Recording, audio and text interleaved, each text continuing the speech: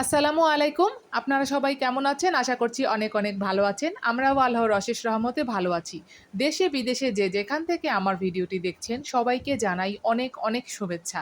আর সবার জন্য রইলো আমার পক্ষ থেকে মন থেকে রইলো দোয়া। আর এই তো আজকে ডিম ভুনা করছি। আর বেশি কিছু করব না। হঠাৎ করে ছেলেটা অসুস্থ হয়ে গিয়েছে। ছোট ছেলের কথা বলছি, সাফিন ছানা। তো সাফিন ছানা হঠাৎ অসুস্থ হয়ে গেল। কি হলো বলছি সেটা আপনাদের। তার আগে একটু বলে নেই, আপনারা একটা লাইক দিয়ে তারপর ভিডিওটি কন্টিনিউ করা শুরু করবেন। আপনাদের একটা লাইক কিন্তু আমার জন্য অনেক মহামূল্যবান। আমার আরও অন্যান্য ভাইয়া আর আপুদের কাছে কিন্তু আমার ভিডিওটা কিন্তু পৌঁছে দেবে আপনাদের লাইকের মাধ্যমে। আর আমার চ্যানেলটা, আমার ভিডিওটা যদি ভালো লেগে থাকে তাহলে অবশ্যই সাবস্ক্রাইব করে দিবেন। আর চেষ্টা করবেন ভিডিওটা ফুল ওয়াচ করার। তাহলে বলছি এখন কি হলো আমার ছোট ছেলের। তো ছোট ছেলে হঠাৎ দাঁতে আর কি সমস্যা হয়ে গেছে ছেলের। তো এমনিতে মুখে তো কয়েকদিন আগে ঘা হয়েছিল, তো ওগুলো তো এমনিতে সেরে গেছে, ওষুধ এনে দিয়েছি, খেয়েছে, কিন্তু এখন ডাক্তারের কাছে নিতেই হবে আজকে। আর তার জন্য বেশি কিছু রান্না করব না, এমনিতেই তো মনটা ভালো না। তার মধ্যে আবার দেখা যাচ্ছে যে বৃষ্টি পড়ছে, খুবই একটা সমস্যার মধ্যে আছি। বৃষ্টি তো আছে, বৃষ্টি ভালো লাগে, কিন্তু এত বৃষ্টি কিন্তু ভালো লাগে না, যেটা মানুষের সমস্যা করে। তো যাই হোক, এখানে আমি অনেকগুলো পেঁয়াজ কেটে নিয়েছি, ডিম ভুনা করব আজকে। তো মজা করে ডিমটা মানে রান্না করেছি, খুবই মজা হয়েছে। আর এদিকে মনটা তো খুবই ভালো না, বাচ্চাটাও কিন্তু অনেক কষ্ট পাচ্ছে আসলে। আর ওদের কিছু হলে কিন্তু আমার কোনো কিছুই ভালো লাগে না। আর গরুর গোশত কিন্তু রান্না করেছিলাম মানে আগের দিন, এর জন্য কিন্তু অনেকটাই কিন্তু রয়ে গেছে, অর্ধেকটার মতো কিন্তু রয়ে গেছে, আর অর্ধেকটা খাওয়া হয়েছে। তো এর জন্য ভেবেছি যে শুধু ডিম ভুনাটাই করব।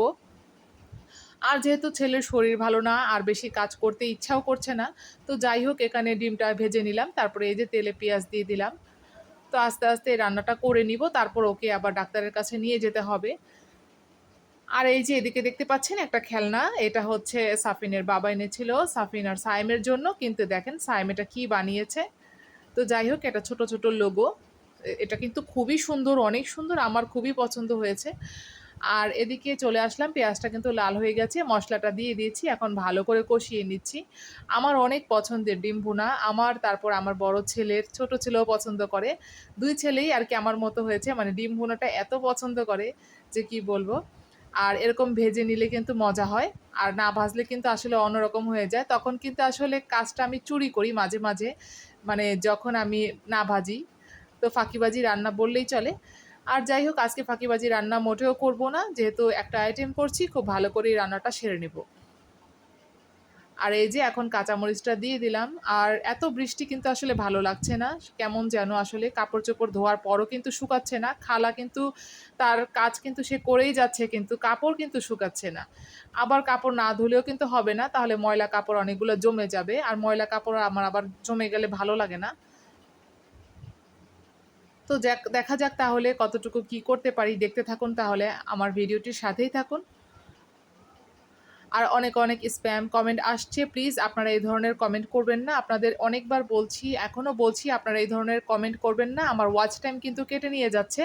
তো আপনারা কিছুতেই শুনছেন না, আসলে একটা মানুষের কিন্তু ক্ষতি করা ভালো না, উপকার না করতে পারলেও অপকার করবেন না কখনো মানুষের।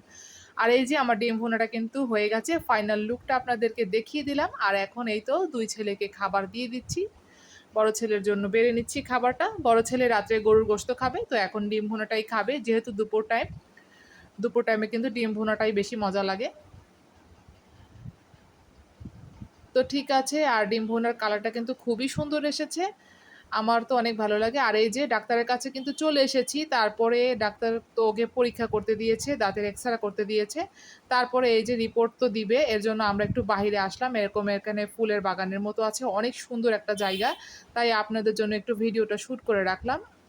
ছেলেকে নিয়ে একটু বের হলাম, বললাম যে আসো একটু বাইরে যাই, বাইরে গেলে তোমার ভালো লাগবে, অনেকক্ষণ ধরে আসলে ভেতরে রয়েছে। তো তো বাচ্চাটার কিন্তু আসলে শরীরটা দেখেন, চেহারাটা কেমন হয়ে গেছে, নরম হয়ে গেছে চেহারাটা।